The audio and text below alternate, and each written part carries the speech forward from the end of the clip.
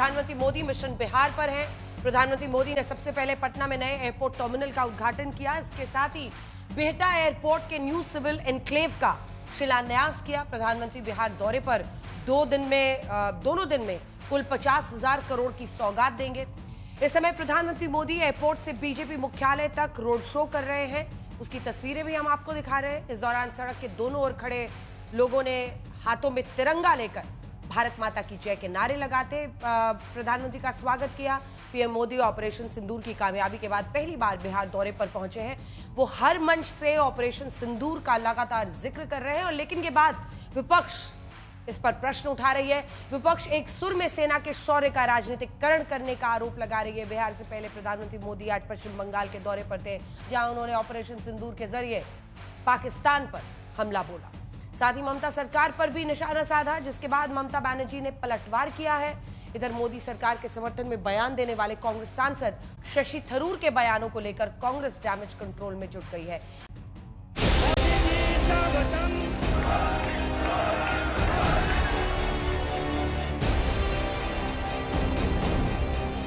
क्रांति और शांति की धरती बिहार में चुनावी चौसर पिछने लगी है, क्योंकि इसी साल बिहार में विधानसभा चुनाव होने हैं और अगले साल पश्चिम बंगाल में। इसीलिए मिशन बिहार पर पहुंचे प्रधानमंत्री मोदी का ये दौरा बेहद खास है। पीएम मोदी ने पटना एयरपोर्ट से बिहार बीजेपी मुख्यालय तक रोड शो किया। इस दौरान बीजेपी कार्यकर्ताओं का जोश हाई दिखा। पहलगांव हमले के बाद पीएम ने सबसे पहले बिहार दौरे पर ही आतंकियों को चेतावनी दी थी कि सिंदूर उजाड़ने वालों को कल्पना से भी परे सजा मिलेगी और इस हमले की साजिश रचने वालों को उनकी कल्पना से भी बड़ी सजा मिलेगी। प्रधानमंत्री मोदी ने देश से किया अपना वादा निभाया। ऑपरेशन सिंदूर के तहत हमारी सेनाओं ने पाकिस्तान को घुटने टेकने पर मजबूर कर दिया। लेकिन पीएम का बिहार दौरा विपक्ष को रास नहीं आ रहा। जो नजर आपकी गुजरात के लिए है वही होनी चाहिए। ये नहीं कि पूंजी गुजरात में फले फूले और बिहार का श्रमिक अलग अलग नामों के ट्रेन के साथ जाकर के वहां श्रम की आपूर्ति करे। बहुत ज्यादा प्रधानमंत्री जी का लोकप्रियता नहीं हो जाए तो थोड़ा बहुत तो टीका टिप्पणी शुरू करें, तो लोकप्रियता से लोग घबरा जाते हैं और घबरा करके इस तरह की बातें करते हैं। पटना में प्रधानमंत्री के रोड शो में ऑपरेशन सिंदूर की छाप दिखी। कई जगह ब्रह्मोस मिसाइल की तरह दिखने वाले गेट तैयार किए गए। बीजेपी के लिए हिंदी पट्टी वाला बिहार एकमात्र ऐसा राज्य है जहां उसका सीएम कभी अपने दम पर नहीं बना।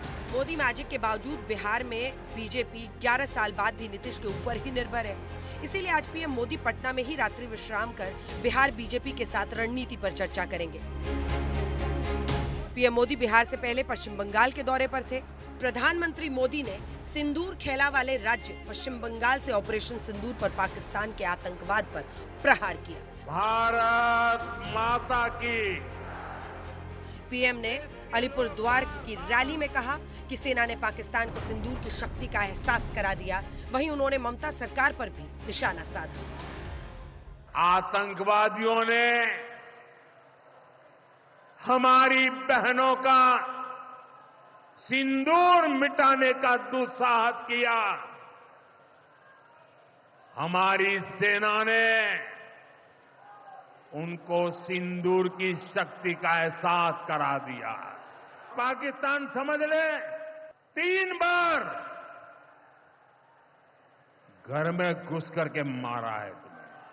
आखिर टीएमसी सरकार आप लोगों को लेकर इतनी निर्मम क्यों है?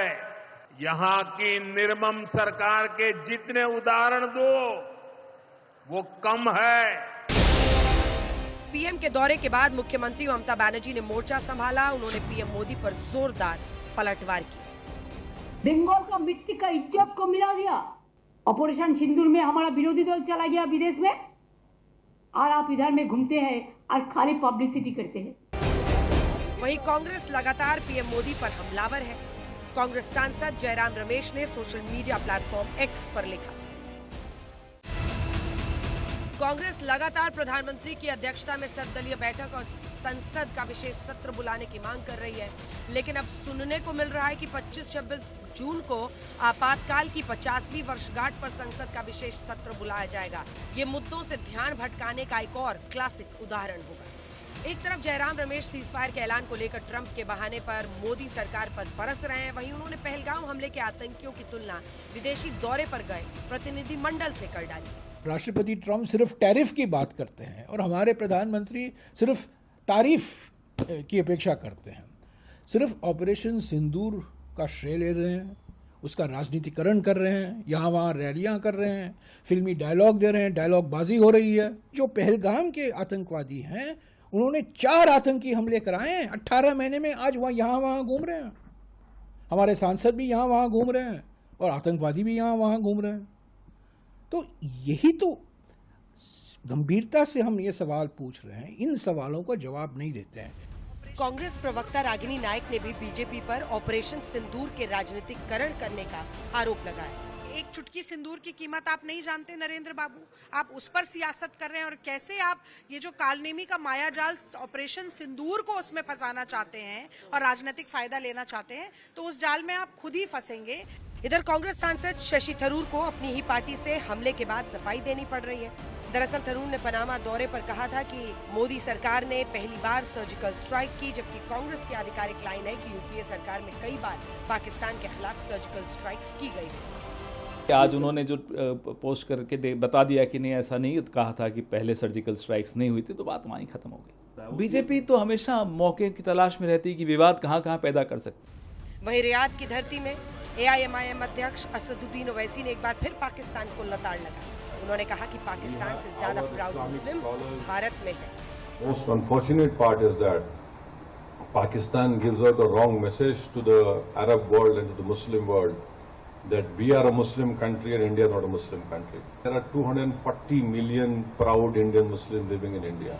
इधर पीएम मोदी के बाद रक्षा मंत्री राजनाथ सिंह ने भी दोहराया है कि अब पाकिस्तान से सिर्फ POK पर ही बात होगी। वह दिन दूर नहीं जब हमारा ही अंग POK स्वयं लौटकर कहेगा, मैं भारत हूं, भारत ही हूं, मैं वापस आऊंगा और वापस आया हूं। आज विदेश मंत्रालय ने भी प्रेस कॉन्फ्रेंस कर कहा कि पाकिस्तान मोस्ट वांटेड आतंकियों को हमें सौंपे।